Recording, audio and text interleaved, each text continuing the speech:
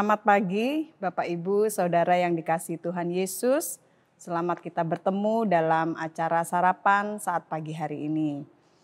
Puji Tuhan, tema atau judul yang saya bawakan saat pagi hari ini adalah menyedihkan dan menyakitkan. Bacaan ayat firman Tuhannya kita baca di dalam Yesaya 1 ayat 2 sampai 4. Saya bacakan Yesaya 1 ayat 2 sampai 4. Dengarlah hai langit dan perhatikanlah hai bumi. Sebab Tuhan berfirman, Aku membesarkan anak-anak dan mengasuhnya, tetapi mereka memberontak terhadap aku. Lembu mengenal pemiliknya, tetapi Israel tidak. Keledai mengenal palungan yang disediakan tuannya, tetapi umatku tidak memahaminya. Celakalah bangsa yang berdosa, kaum yang syarat dengan kesalahan, keturunan yang jahat-jahat, anak-anak yang berlaku buruk. Mereka meninggalkan Tuhan, menista yang Maha Kudus, Allah Israel, dan berpaling membelakangi Dia.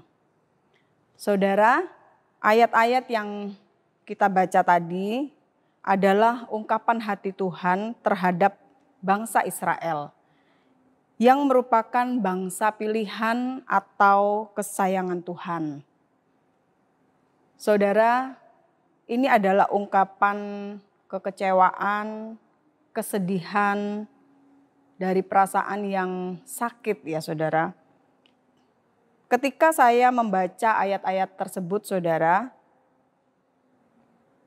saya membayangkan jika saya ada di posisi Tuhan. Saya merasa sedih,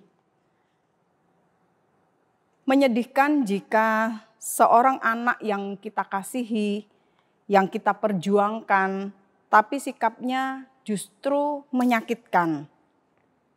Tidak sedikit kasih, perhatian, pembelaan yang Tuhan lakukan terhadap bangsa Israel, tetapi sikap mereka selalu menyakitkan hati Tuhan. Saudara, di ayat yang keempat tadi, kita lihat hal-hal yang sudah dilakukan oleh bangsa Israel yang membuat hati Tuhan sedih dan sakit ya. Ayat yang keempat tadi dikatakan, celakalah bangsa yang berdosa, kaum yang syarat dengan kesalahan, keturunan yang jahat-jahat, anak-anak yang berlaku buruk. Mereka meninggalkan Tuhan, menista yang Maha Kudus Allah Israel dan berpaling membelakangi Dia. Ada 5 poin yang saya rangkumkan di sini. Hal-hal yang sudah dilakukan oleh bangsa Israel yang membuat hati Tuhan sedih dan sakit. Yang pertama adalah dikatakan bangsa Israel syarat dengan kesalahan. Saudara, sebagai manusia yang manusia ini sudah jatuh dalam dosa, tidak ada satu orang manusia pun yang sempurna di hadapan Tuhan. Tidak ada seorang pun yang tidak pernah berbuat salah. Pasti manusia itu pernah ya berbuat salah.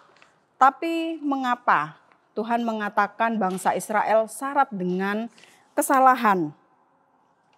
Syarat itu artinya penuh, saudara. Ini mengartikan bahwa ini menunjukkan bahwa bangsa Israel tidak pernah mau memperbaiki diri atau bertobat. Mereka menumpuk-numpuk kesalahan mereka. Dan itu tentunya kesalahan yang dilakukan dengan sadar. Dengan dia sudah tahu bahwa itu satu kesalahan. Bukannya dia memilih bertobat atau dia memperbaiki diri. Tapi dia membiarkan perbuatan-perbuatan itu tetap dilakukan.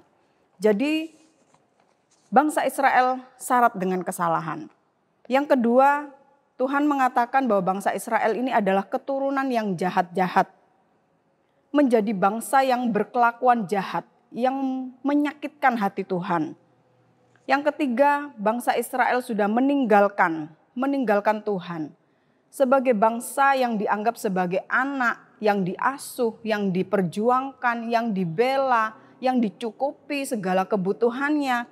Saudara, bukannya mereka memberikan diri untuk mendekat kepada Tuhan, tapi mereka justru meninggalkan Tuhan. mereka menjauh dari Tuhan.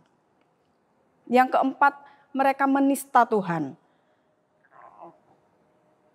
Mendapatkan kebaikan dari Tuhan, mereka bukannya berusaha untuk membalas kebaikan Tuhan dengan kebaikan-kebaikan. Tapi mereka justru menista. Dikatakan mereka bangsa yang menista Tuhan. Ibarat satu peribahasa yang mengatakan air susu dibalas dengan air tuba. Saudara ya, kebaikan dibalas dengan kejahatan. Lalu selanjutnya yang dilakukan oleh bangsa Israel adalah berpaling membelakangi. Mereka tidak lagi menghiraukan Tuhan. Mereka tidak mau tahu lagi. Saudara, kalau kita bayangkan kita punya anak yang bersikap seperti ini, saudara, tentu kita rasanya menyakitkan, menyedihkan, tragis ya saudara ya. Nah saudara, kalau kita membaca dari ayat ini, apa yang bisa kita pelajari dari contoh bangsa Israel ini ya saudara? Menjadi pertanyaan bagi kita, bagaimana sikap kita kepada Tuhan hari-hari ini? Tentunya firman Tuhan datang kepada kita bukan lewat begitu saja, pasti Tuhan ada satu maksud, ada rencana buat kita ya. Nah saudara, firman Tuhan mengingatkan kita supaya kita tidak berkelakuan seperti yang sudah dilakukan oleh bangsa Israel. Apakah hari-hari ini kita sedang mengabaikan Tuhan? Atau kita sudah melakukan hal-hal yang jahat? Apakah kita sudah menista Tuhan? Kita mungkin sudah bahkan membelakangi Tuhan, berbalik jauh dari Tuhan, saudara. Mungkin kita tidak pernah bersikap kasar kepada orang lain atau tidak pernah melakukan kejahatan yang nampak di depan mata. Tapi bisa jadi sikap hati kita bagaimana terhadap Tuhan. Apakah kita hari-hari ini masih bersikukuh dengan sifat lama kita pada saat Tuhan menegur, entah itu melalui firman Tuhan, entah itu melalui teman, atau melalui apa saja yang menasehati kita, saudara. Ketika kita mendapatkan teguran, mendapatkan nasihat, apakah keputusan-keputusan kita yang kita ambil? Apakah kita sudah mengambil keputusan untuk melakukan kebenaran firman Tuhan atau tidak? Apakah kita memilih taat kepada teguran nasihat firman Tuhan atau tidak, saudara?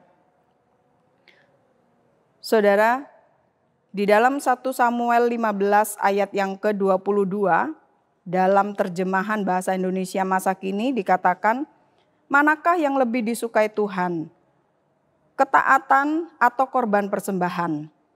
Taat kepada Tuhan lebih baik daripada mempersembahkan korban. Patuh lebih baik daripada lemak domba. Saudara, sebenarnya yang lebih diinginkan Tuhan bukan persembahan. Seberapapun persembahan kita, kebaikan yang sudah kita lakukan untuk Tuhan, itu tidak berarti apa-apa jika tidak diiringi dengan ketaatan, dengan sikap hati kita yang mau taat kepada Tuhan Yesus. Dalam Lukas 8 ayat yang ke-21 dikatakan, ibuku dan saudara-saudaraku ialah mereka yang mendengarkan firman Allah dan melakukannya.